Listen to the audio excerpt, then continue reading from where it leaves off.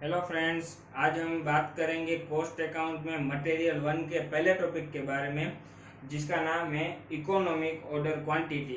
तो आज हम इसके थोड़े फॉर्मूला देखेंगे और थोड़े सम्स करेंगे। तो चलिए शुरू करते हैं। तो इसका हम फॉर्मूला देखें तो फॉर्मूला में E O Q is equal to root में 2AO डिवाइडेड बाय CP।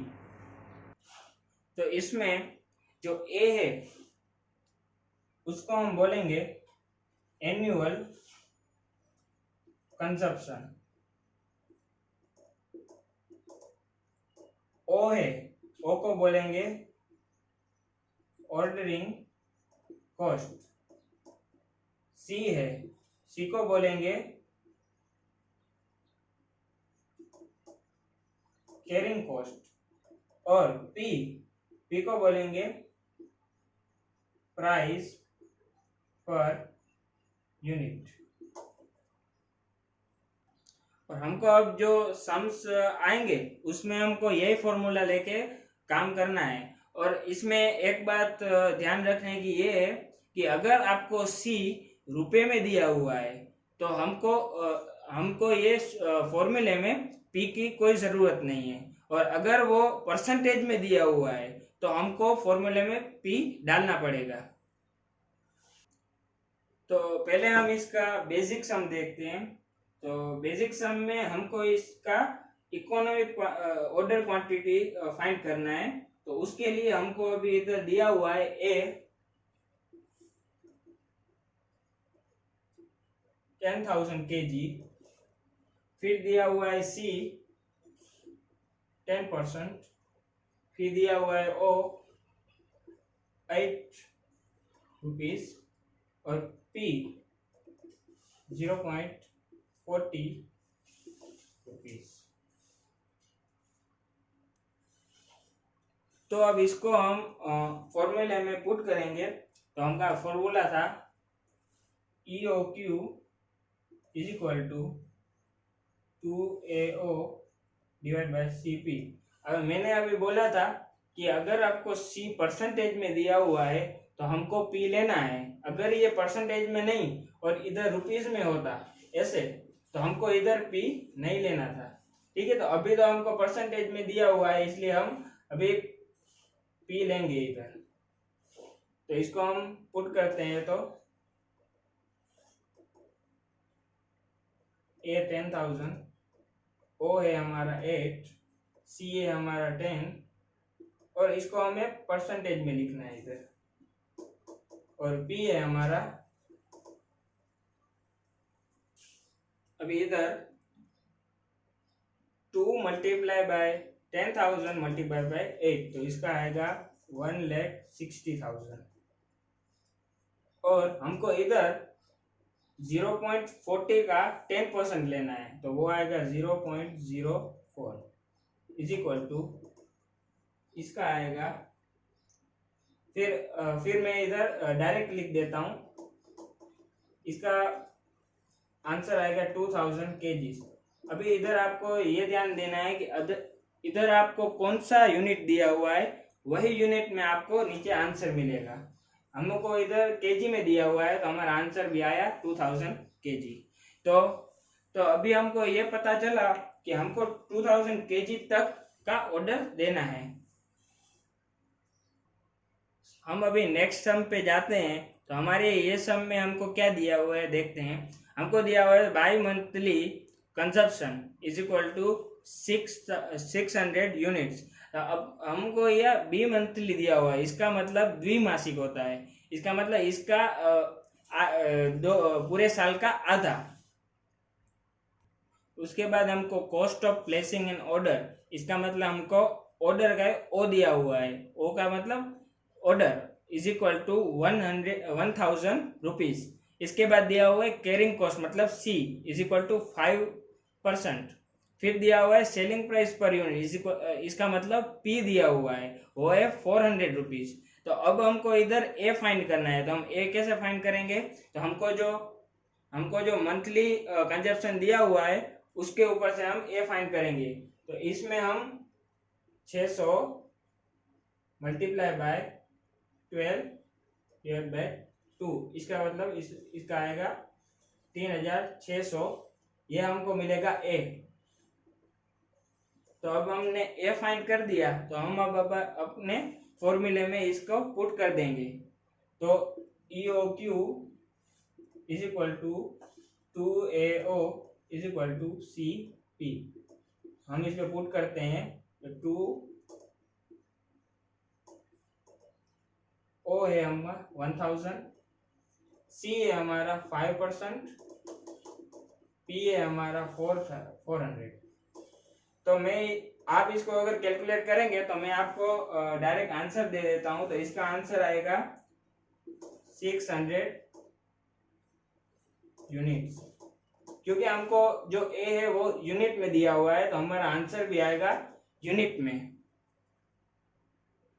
हमको ये EOQ मिल गया, तो अब हमको इस सम में दो और चीजें फाइंड करनी है। वो उसका फॉर्मूला तो बहुत इजी है, मैं आपको अभी बता दूं। एक फाइंड हमको करना है number of orders.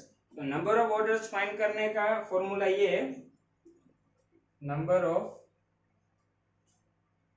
Orders is equal to AEOQ।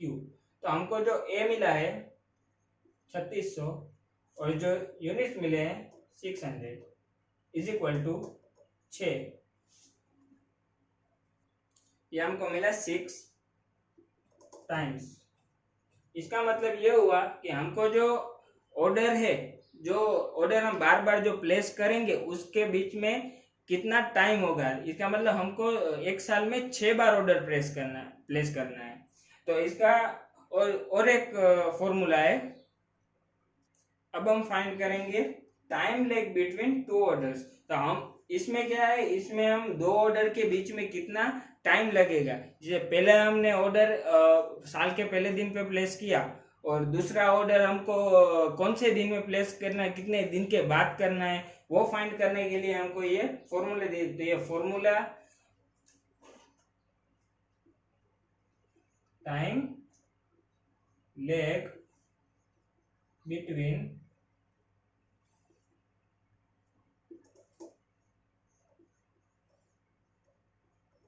Is equal to 365 divide by number of order.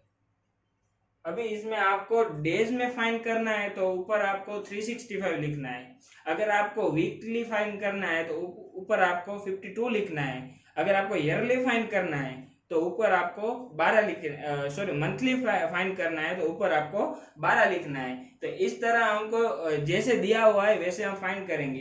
अभी इधर हम डेज में फाइंड करते हैं, तो अभी हमको 365 डिवाइड बाय, हमको नंबर ऑफ ऑर्डर्स इधर हैं 6, तो इसका आंसर आएगा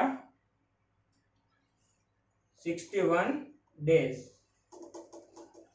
अभी इसका हम आंसर देखें तो इसका असल में इसका आंसर आएगा 60 + 83, लेकिन डेज कभी पॉइंट में नहीं आते, इसलिए हमको इसका राउंड फिगर करके 61 डेज लिख लेते हैं हम। अब हमारा जो अगला सम है उसमें आप देख सकते हैं जो सी है उसमें 3 चीजें दी हुई हैं, इंश्योरेंस, इंटरेस्ट एंड स्टोरेज।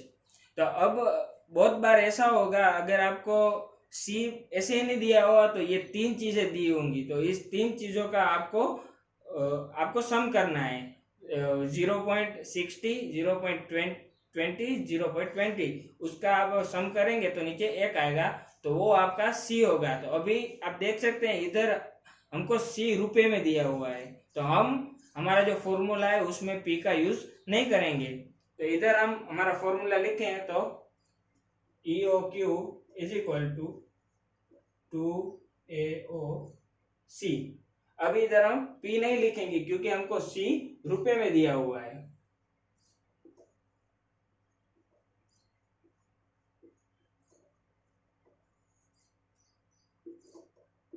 अगर इसका आप टोटल करेंगे तो इसका आएगा 77.11, इसका मतलब 707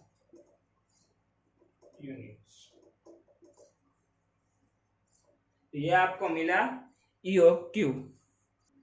तो हमारा जो नेक्स्ट सम है उसमें उसमें हमको EOQ दिया हुआ है, लेकिन हमको इसका अंदर का जो पॉइंट्स आता है वो फाइंड करना है। अभी इसमें EOQ is equal to 1500 units दिया हुआ है, P is equal to 10 rupees, O is equal to 13 rupees, C is equal to 1 rupees and A हमको फाइंड करना है। तो बहुत इजी है, EOQ is equal to 2AO is equal to, अभी इधर आपको जो C है वो रुपीज में दिया हुआ है इसलिए हम P नहीं लिखेंगे, इज इक्वल टू EOQ दिया हुआ है तो EOQ की जगह हम 1500 लिखते हैं। 2A हमको फाइंड करना है तो हम ऐसे ही लिखेंगे, फिर 30 C, तो C हमको 1 रुपये। तो इसका हम अगर फाइंड करते हैं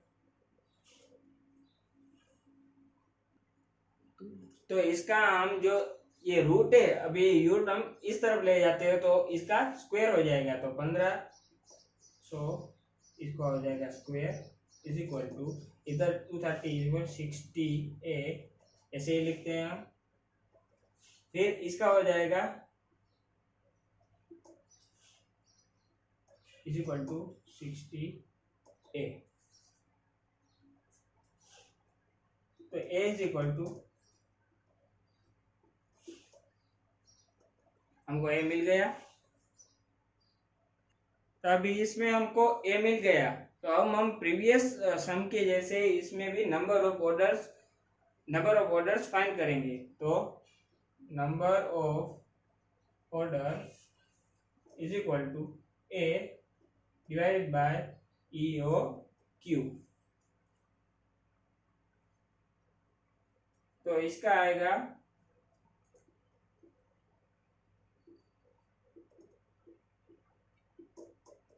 इज इक्वल टू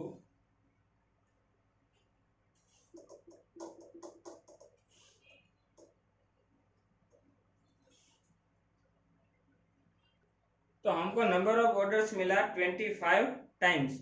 तो अभी हमको इसमें हमने फाइंड किया था डेज में जो था time lag between two orders, अभी हम वीकली फाइंड करेंगे। तो इधर हम फाइंड करते हैं time lag between two orders, तो वीकली, तो वीक हमारे पास होते हैं 52 और नीचे आएगा number of orders is equal to 52, number of orders पे 25 इज इक्वल टू, तो इसका आएगा 2.08, इसका मतलब 2। तो इसका मतलब ये हुआ कि दो ऑर्डर के बीच में 2 वीक्स का गैप आएगा।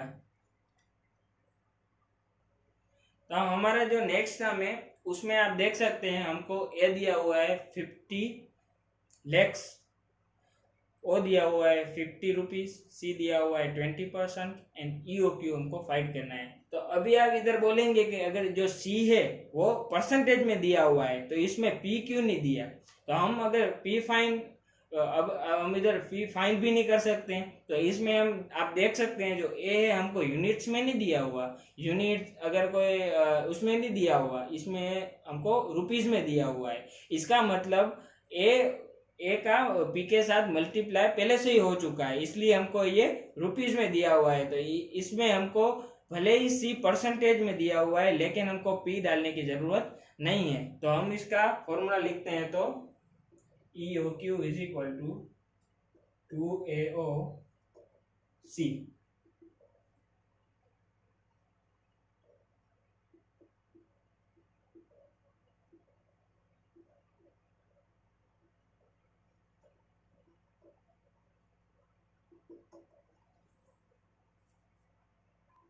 तो इसका आप करेंगे तो आंसर आएगा 50,000 रुपीज, क्योंकि हमको जो ए है वो रुपीज में दिया हुआ है तो हमारा जो आंसर है वो भी रुपीज में आएगा। तो आपको एक बार फिर से समझा देता हूँ क्या है इसमें।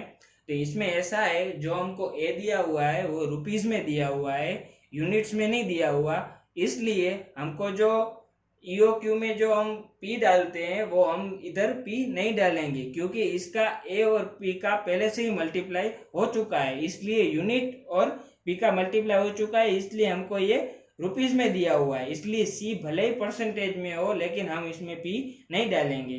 तो इस तरह इसका आप अगर सोल्व करेंगे तो हमको ईओ क्यू 50,000 मिलेगा। तो आपने हमारा वीडियो देखा इसलिए आपका धन्यवाद। Thank you for watching.